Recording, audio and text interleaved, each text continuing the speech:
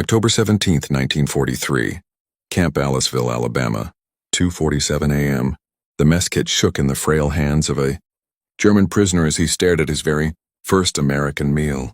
After 3 years in the Afrika Korps, surviving on sawdust bread and ersatz coffee, his weight had dropped to just 128 pounds. Now in front of him sat scrambled eggs, bacon, white bread with butter, and real coffee with cream and sugar, more food than he had seen in months. One prisoner later recalled, "When I was captured, I weighed 128 pounds. After 2 years as an American POW, I weighed 185. I had grown so fat you could no longer see my eyes." His 57-pound gain was far from unusual. Thousands of German prisoners in American camps experienced similar transformations during World War II. While their comrades on the Eastern Front survived on frozen horse meat, and Wehrmacht troops struggled with inadequate rations, POWs in America ate the same food provided to U.S. garrison soldiers, as guaranteed by the Geneva Convention. More than 425,000 German POWs lived in U.S. camps, where they not only regained their health but also witnessed a prosperity that reshaped their views of America's strength, democracy, and capacity. When Rommel's Desert Army surrendered in Tunisia in May 1943, medical inspections revealed men in physical collapse. Months of broken supply lines and desert fighting had reduced once elite troops to emaciated figures. The official Wehrmacht field ration, the Verpflegungssatz, promised adequate calories for combat soldiers, but by the winter of 1942, the men received only a fraction. Meals typically consisted of hard bread when available, often replaced with worm-infested hardtack. Mornings brought ersatz coffee made from roasted acorns sweetened with saccharin. Lunch was a small portion of tinned horse or mule meat padded with filler. Evenings offered duramuse, dried vegetables that swelled in the stomach but provided little nourishment. Dr. James Patterson of the U.S. Army Medical Corps examined German POWs at the Oren Processing Center in May 1943. His reports documented widespread malnutrition, vitamin deficiencies, scurvy, night blindness from lack of vitamin A, and swelling caused by protein starvation. Recovery began almost immediately aboard Liberty ships bound for America. These vessels, mass-produced at record speed, carried up to 30,000 POWs per month. The very first meal at sea, beef stew with potatoes, white bread, butter, and coffee with milk, contained more nutrition than an entire week's rations in Africa. Many prisoners vomited. Their starved bodies could not handle the richness. American doctors were themselves astonished. Lieutenant Colonel Harrison Matthews, observing the embarkation, described them as walking cadavers with hollow cheeks and protruding ribs, many so weak they needed help up the gangplank. The 1929 Geneva Convention, Article 11, required POWs to receive food equal in quality and quantity to depot troops.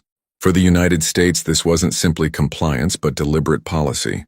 Colonel Edward Davidson wrote in a September 1943 memo, "Every well-fed German prisoner is insurance for an American prisoner in German hands." The office of the Provost Marshal General managed the enormous system, tracking caloric intake, weekly menus, medical exams, and weight records. Camps submitted reports twice a month, with inspections by Swiss delegates and monitoring from the Red Cross to ensure compliance. The standard ration guaranteed between 1,000 and 1,000 calories per day. Meat, bread, potatoes, cheese, butter, milk, coffee, real, not ersatz, along with fresh fruits and vegetables. Prisoners could also purchase extras, cigarettes, chocolate, beer, wine, soda, even ice cream using camp scrip earned from labor or provided through allowances. Feeding such numbers required staggering logistics. Quartermasters requisitioned supplies for thousands, coordinated regional shipments, managed cold storage, and ran kitchens that worked around the clock. In scale and efficiency, it surpassed anything the Wehrmacht had managed. America was literally feeding its enemies better than Germany fed its own army. The most famous case came from a German POW who reported gaining 57 pounds in 2 years. His testimony was vivid. "When I was captured, I weighed 128 pounds. After 2 years as a POW in America, I weighed 185. I had grown so fat you could no longer see my eyes." Georg Gertner, a sergeant captured in Tunisia in 1943, later became notorious as Hitler's last soldier in America.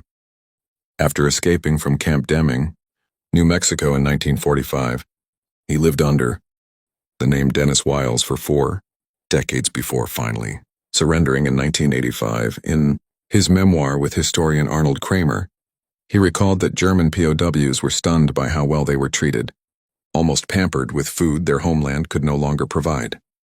Military chaplain Alex Funke, held at Camp Algona, Iowa, echoed the sentiment. We were all deeply impressed by the United States, and we all came away with friendly feelings toward it. His post-war research confirmed that most POWs gained between 40 and 60 pounds during captivity.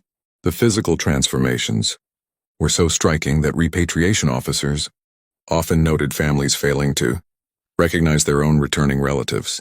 Captain William Burke, who processed German POWs in 1946, remarked, "These men came back looking more like athletes or businessmen than defeated soldiers. Their families expected starved skeletons. Instead, they saw men who appeared well off." Camp Concordia, Kansas, housed around 4,000 German prisoners across hundreds of structures on a 640-acre site. It developed an extensive educational program, offering hundreds of courses in cooperation with nearby universities. Its multiple kitchens, outfitted with electric stoves, walk-in coolers, industrial mixers, and mechanical dishwashers, fed thousands every day, technology many prisoners had never encountered. The camp itself showcased American efficiency. Constructed in only 90 days, it featured electric lighting in every building, hot water systems, flush toilets, and central heating. Prisoners from rural German villages, accustomed to oil lamps and outhouses, suddenly lived with amenities that didn't exist in their homeland. Camp Hearn, Texas, nicknamed the Fritz Ritz by locals, held as many as 5,000 men who created elaborate recreational facilities. Its large-scale kitchens ran non-stop, with central bakeries turning out thousands of loaves daily. Prisoners even organized regional dining halls that reproduced German-style meals, made with American ingredients, dishes unimaginable in wartime Germany. Colonel Donald Drake, the camp's commander, practiced what he called calories for cooperation. Well-behaved men received extra rations, access to special meals, and commissary perks. The approach worked. Discipline issues were rare, and average weight gains reached 45 pounds per prisoner over 18 months. Camp Aliceville, Alabama, processed the frail remnants of the Desert War with methodical care. Seeing skeletal arrivals, commanders introduced controlled feeding plans. The camp's doctors documented dramatic recoveries, vitamin deficiencies erased, dental issues treated, energy restored. Within months, hollow faces filled out and chronic illnesses disappeared. Major Robert Harrison, Aliceville's medical officer, later published a study showing rapid weight increases, exponential gains during the first 3 months, followed by steady growth of 2 to 3 pounds monthly. His most extreme case was a man who entered at 109 pounds and left at 181, gaining 72 pounds. Camp Papago Park, Arizona, housed captured naval personnel who weren't required to work. They passed their time gardening, reading, and attending movies. The camp became famous for the December 1944 escape of 25 U-boat officers who tunneled out, planning to drift down the Salt River to Mexico, only to find the riverbed completely dry. All were quickly recaptured, some surrendering simply because they were hungry. Even the Arizona desert offered less to eat than the camp kitchens. The stark difference between POW treatment and civilian rationing stirred controversy at home. While German prisoners ate military rations daily, American families navigated ration books and shortages. Staples like sugar, butter, meat, and coffee were limited for civilians, yet served without restriction in POW camps. Dorothy Mitchell of Topeka wrote angrily to her congressman in 1944, "My 3 sons are fighting in Europe. Yet German prisoners here eat steak twice a week. I haven't had steak since Pearl Harbor. My family's monthly meat ration is less than what these Nazis consume in 3 days. How do I explain this to a mother?" The government defended its policy as reciprocal protection. Treating German prisoners well, they argued, ensured that 90,000 captured Americans in Germany would also be treated properly. Propaganda posters read, "Their good treatment ensures ours." Radio broadcasts emphasized the stakes. Still, public resentment simmered, especially when prisoners working Local farms were fed better than the farmers themselves. The racial inequalities made the issue even sharper. Black American soldiers, including Rupert Trimmingham, noted that German POWs could sit in restaurants that barred them. Trimmingham's famous letter to Yank magazine described watching enemy soldiers served in a Texas diner, while he, wearing the U.S. uniform, with combat ribbons, was told to use the back door. The irony was painful. Enemy combatants receiving better treatment than American citizens in service. German prisoners themselves often felt uneasy, and some of their camp newspapers openly criticized American segregation, creating the strange image of Nazis questioning U.S. racial policy. Meanwhile, the POW labor program became essential for U.S. agriculture and another reason for steady prisoner weight gain. By 1944, over 300,000 Germans were working in American fields, harvesting crops that fed both the nation and its allies. Farmers, desperate for labor, competed to treat POW work crews generously. Breakfast meant bacon, eggs, pancakes, and coffee. Lunches brought fried chicken, potatoes, vegetables, and pie delivered straight to the fields. Afternoons offered cold drinks and snacks, and evenings returned them to camp mess halls for yet another full meal. Altogether, their intake often exceeded 5,000 calories per day. In Nebraska's sugar beet fields, prisoners witnessed levels of mechanization that completely altered their idea of farming. Hans Dietrich, working near Scottsbluff, wrote, "One American farmer with machines achieved what would take our entire village. A combine harvested more grain in 1 hour than we managed in a week by hand." In Texas, thousands of POWs were used in the cotton harvest. The work was exhausting under the blazing sun. Yet the benefits included unlimited drinking water, regular meal breaks, and bonus food for top pickers. Wilhelm Hartmann, picking cotton near Kaufman, gained 63 pounds in 14 months. "The Texas farmers fed us like prize cattle. One rancher told me, 'You can't get good work from hungry men.' If only our officers had known this." California's Central Valley showed the greatest irony. Prisoners picked peaches, apricots, and oranges, often eating freely as they worked. They also watched healthy fruit bulldozed into pits when markets were oversupplied. Kurt Vogel wrote, "Mountains of oranges destroyed while my family survived on turnips. I begged to send them to Germany." A farmer explained, "It wasn't economically possible." Vogel admitted, "That kind of waste broke something in my understanding of the world." Military doctors recorded these physical recoveries with scientific accuracy. Major Thomas Richardson, Chief Medical Officer for the 8th Service Command, compiled data from 50,000 medical exams between 1943 and 1946. His findings shaped post-war nutrition research. The recovery pattern followed consistent stages. Month 1, digestive systems adjusting. Little weight gain as bodies relearned how to process fats and proteins. Month 2, rapid increase averaging 8 to 10 pounds. Months 3 to 6, steady gains of 3 to 4 pounds monthly. After 6 months, slower but continued increases, with most prisoners adding 40-60 pounds total. Health improved in step with these gains. Vitamin deficiencies vanished within 90 days. Scurvy cases were cured, night blindness disappeared, and dental health advanced dramatically after treatment. More than 400,000 dental procedures were performed on German POWs, from extractions to bridge work, giving many men better care than they'd ever received.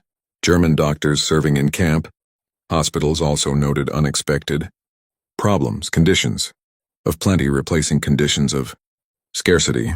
Dr. Friedrich Hoffmann at Camp Bender observed, "We see diabetes in men who once lived on 1,000 calories a day, hypertension in soldiers who had low blood pressure during starvation, gout appearing from rich foods. These are diseases of prosperity in men who survived famine." The mental effects mirrored the physical ones. Camp psychiatrists reported heavy guilt over gaining weight while families in Germany starved. Captain James Murray called it prosperity. Trauma, the emotional conflict of improving health while their homeland collapsed. Prisoners admitted shame over their appearance, anxiety about returning home, and guilt with every meal. Christmas 1944 exposed the contrast most painfully. While the Battle of the Bulge raged and German civilians lived on turnips, American camps served feasts greater than anything many prisoners had seen, even before the war. Menus preserved in archives list roast turkey at 1.5 pounds per man, glazed ham with pineapple, mashed potatoes with butter and cream, Sweet potato casserole, green bean casserole, cranberry sauce, fresh rolls, assorted pies, ice cream, and for officers, eggnog. Unlimited coffee and cocoa were served. Churches and local groups added even more. 2,000 homemade cookies from the Methodist women of Hearne, Texas, knitted scarves for every prisoner from Concordia's Lutheran congregation. Communities under rationing still shared with enemy captives. An act of generosity prisoners could hardly understand. Feldwebel Richard Steinberg recalled, "We sat before this feast knowing our families had nothing. Men wept openly, not from happiness but from the painful contrast. How could we celebrate while Germany starved? How could we refuse this kindness from enemies? We ate in silence, every bite both betrayal and blessing. Despite such abundance, escape attempts were rare, only 2,222 from 425,000 men, with almost no permanent successes besides Georg Gertner. This 0.5% attempt rate was the lowest for any major POW population in modern history. The reason was clear. Life inside camp was far better than freedom. The famous Papago escape highlighted the futility. 25. U-boat officers spent months digging a 178-foot tunnel with spoons. Hiding dirt under a volleyball court, they convinced guards to let them build. Their plan to float down the salt river to Mexico collapsed. Immediately, the river was bone dry. Within 3 weeks, all were captured, many surrendering willingly when hunger set in. Captain Jürgen Wattenberg, the leader, reflected decades later, "We were ideological fools. Inside camp, we had food, shelter, safety, even entertainment. Outside was desert, hostility, and certain recapture. We risked everything to escape from paradise into hell. It made no sense except ideological sense.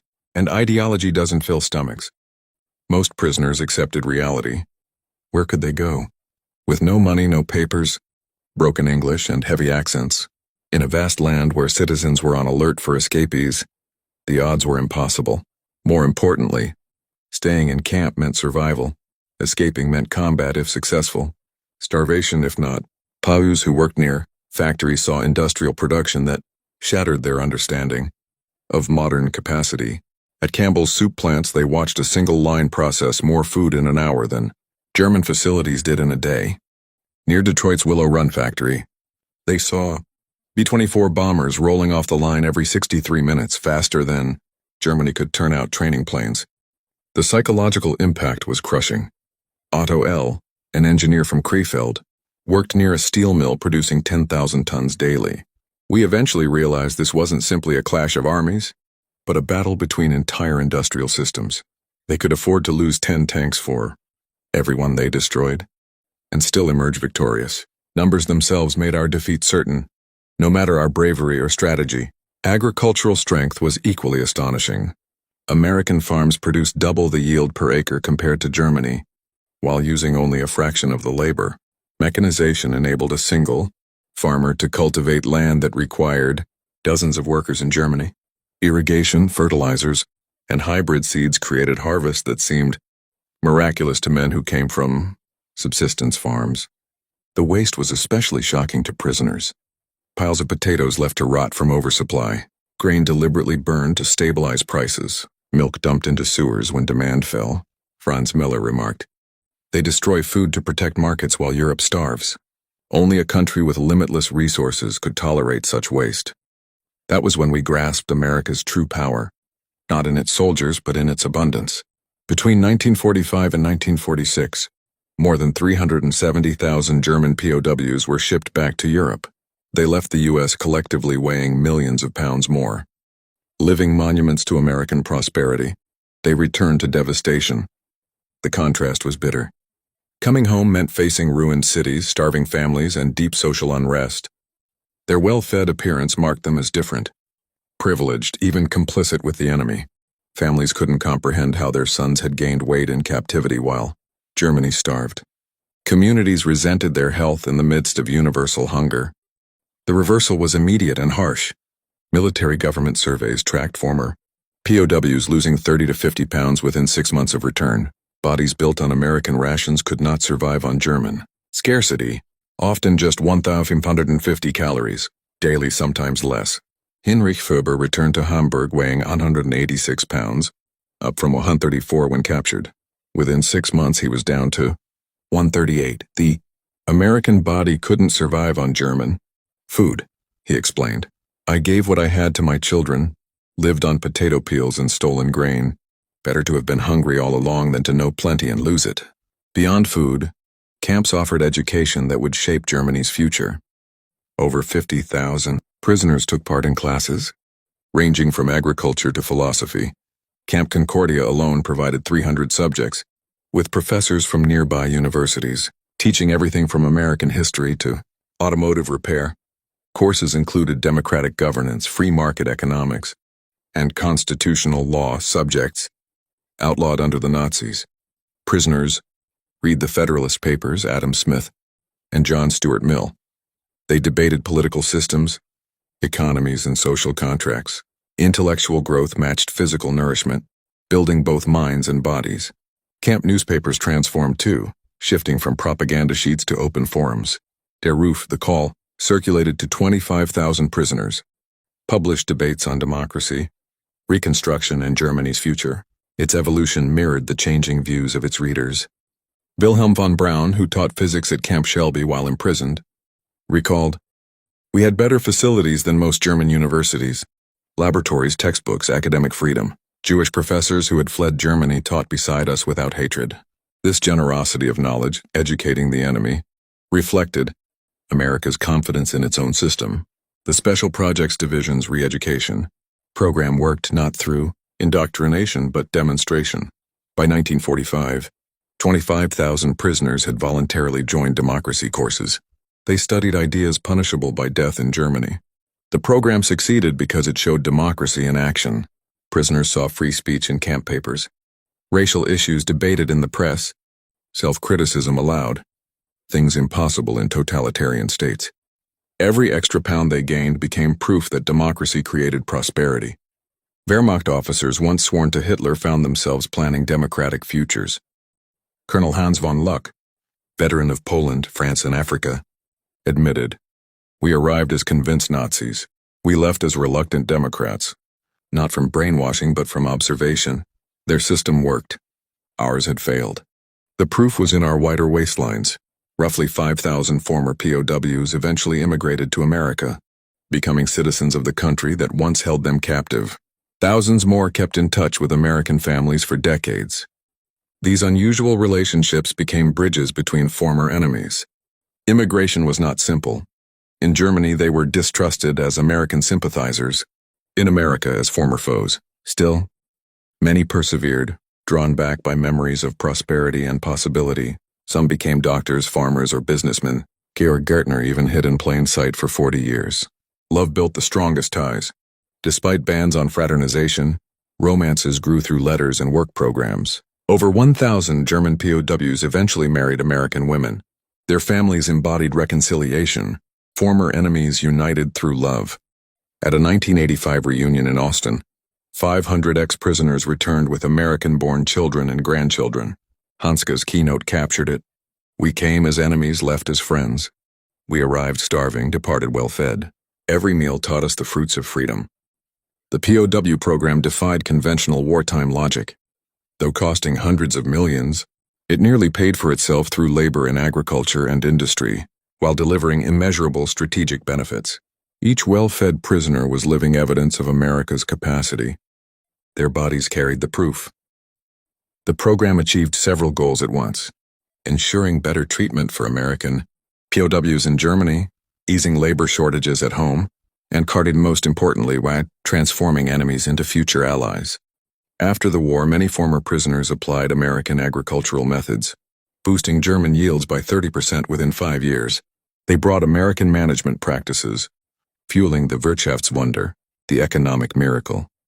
Their time in captivity shaped a generation of German leaders who leaned toward partnership with the United States instead of falling under Soviet influence. In 1947, Colonel James Patterson observed, "We purchased future peace with present food. The collective weight gain, millions of pounds, was nothing. Less than American agricultural surplus turned into political capital, which later paid dividends throughout the Cold War." The German POW, who gained over 50 pounds while imprisoned, represented one of World War II's greatest ironies. At home, their country starved. Their families waited in lines for turnips. Their comrades froze and died on the Eastern Front. Yet inside American camps, they had choices at mealtime, went to movies, and played soccer. The paradox was striking: enemies eating better than allies. But it was also strategically brilliant. Their growing bodies told a deeper story. America had the means to be generous even in total war. Democracy could nourish even its enemies. Freedom created abundance while tyranny produced only scarcity. The documented 57-pound Owan gain of a single prisoner was mirrored by thousands of others. Each added pound became living proof of U.S. agricultural and industrial superiority. Ultimately, America's most powerful weapon was not just its soldiers or weapons stockpiles, but its dinner tables. Tables wide enough to seat even enemies, generous enough to turn foes into witnesses, abundant enough to purchase lasting peace through temporary plenty. The German POWs came to realize that their true enemy was never America, but the ideology that had led them to fight against such prosperity. Every pound gained was a pound of Nazi belief lost. Every meal a lesson in democratic productivity. Every satisfied stomach a witness to freedom's power to build rather than destroy. They returned home heavier in body, but also enlightened in spirit, carrying within themselves the memory of extraordinary generosity from a nation strong enough to feed even those who once sought to destroy it.